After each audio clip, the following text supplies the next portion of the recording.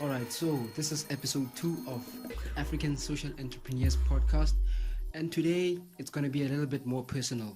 So, today I'll be talking a bit about my journey as a social entrepreneur, or specifically an African social entrepreneur. Our first episode, actually, we spoke about what social entrepreneurship is, of course, from a personal perspective, because there are really a lot of different descriptions of what social enterprises are, especially depending on where you come from, your region or your continent or your country. So, but today, like I said, I'll just be talking about my journey and how the whole journey has been up to so far. I think let me start first with how I decided to choose, or rather, how I became a social entrepreneur. So, I've always wanted to make a difference in this world. I think that's each and everyone's dream, or each and everyone's inclination, that in some way or another they want to make a difference in the world, whether be it by making some music, or maybe creating art, or maybe even becoming a social entrepreneur in my situation. And the journey's been exciting, and it started off in grade 11. It started off in grade 11, where I met a friend of mine, and we shared quite a lot of similar interests. Where, I mean, we can already see how the state of our continent, especially economically, how it is. So we figured that since both of us, we love challenges so much, we figured the best thing to do is to rather not, why don't we rather challenge ourselves and, play a huge, rather contribute towards improving this continent, and not just our country, because I'm from South Africa, by the way, for those of you who's listening all around the world. And so we decided that, yes, let's go for it. Let's see what we can come up with, and at least have a helping hand in making our continent and the world at large a better place. So after, in 2011, I was in grade 11, like I said, and then after I finished high school, I went to university, and that was actually the first time I got exposed to unlimited internet access. So before that, I always used to surf the internet using airtime, and airtime at the time was very expensive. Airtime and data, which was very expensive. I could maybe surf for be on the internet for like an hour or so, and then it will be done. So I got to university, I got exposed to unlimited internet access rather, and I started surfing the internet looking for opportunities, really, because I've always loved challenges and competitions since grade 4. I used to enter a lot of competitions. I was in the debating team in school. I was the soccer captain. So I've always had this competitive spirit within me. And my first year, I entered a competition. I think 4 months into my first year university, I came across a small competition that was about efficient ways of saving electricity. At the time, our country was going through a very rough time of having to load shed, which is, for those of you who don't understand what load shedding is, this is when there isn't enough power for the whole country, and also at the same time, some parts of the country are using electricity excessively. So because of that, the government had to control the usage of electricity by maybe shutting down electricity of a particular region for a certain amount of time, say maybe for 3 hours, or it depends on how long the government will communicate as to how long they'll shut down the electricity. So yeah, the competition was about coming up with efficient ways of actually saving electricity to avoid this whole load shedding thing. And well, we just had to record a video, be more creative, but obviously within that video there should be a very strong message as to how can we solve this load shedding problem. I didn't win the competition, but however, I came second prize. And basically, all in all, the more I entered competitions, the more I got to realize my potential, my creative potential. And I believe everyone really does have. It just takes the right people that you surround yourself with, and I believe in yourself, because no one really is out here to believe in you except for yourself. Well, your parents might be there, your friends might be there, but you are the only person that knows themselves fully and entirely. I mean, when you go to your bed at night, you are the one that faces yourself, and you know what you do wrong, you know what you do right, you know what you should be working on to improve yourself, and what you shouldn't be working on to improve yourself, or whatever it is. So, and then the following year, I entered more competitions So at the time, there was an entrepreneurship competition. Coincidentally, we had to come up with ideas of yeah, really any kind of particular idea, which is realistic and of course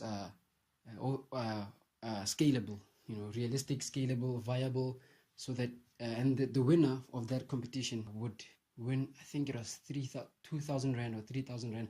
I'm not so sure.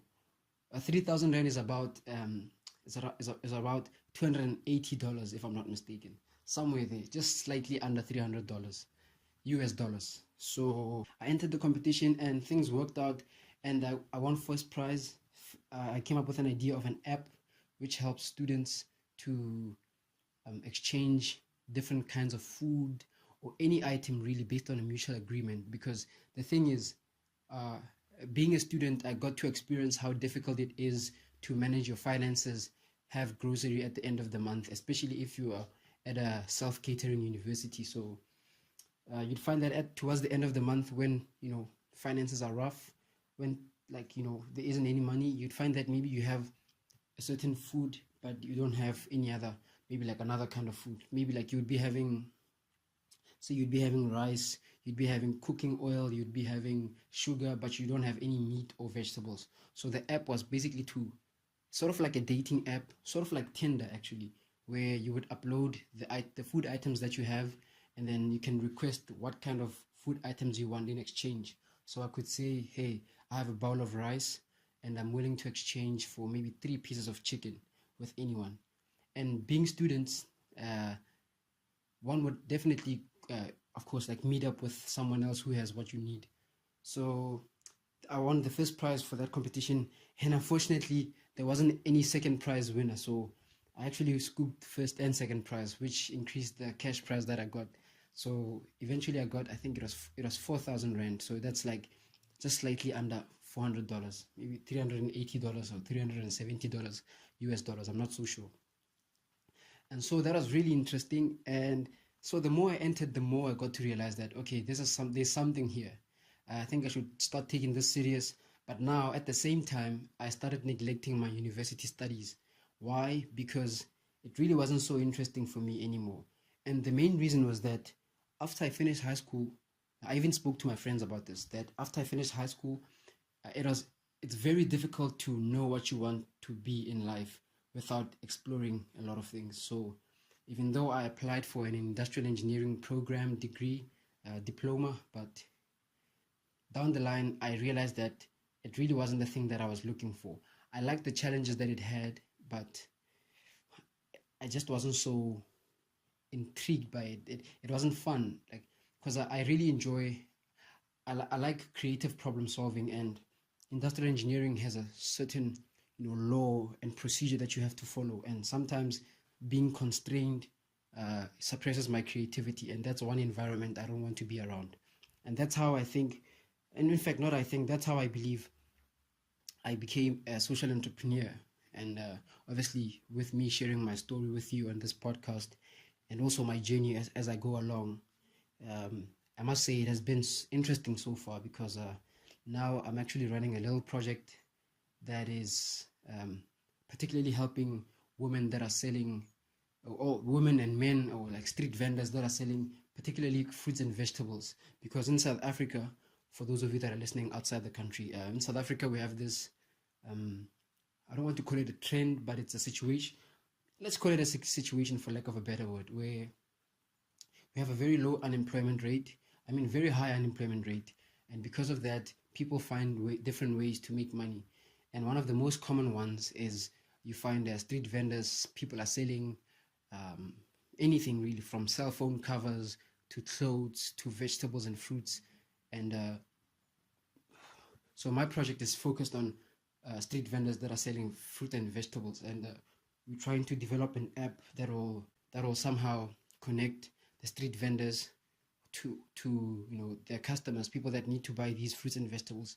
Also, we're trying to help the street vendors actually not take their fruits and vegetables and their stock back at home, where they actually don't even have enough refrigerators to keep them fresh.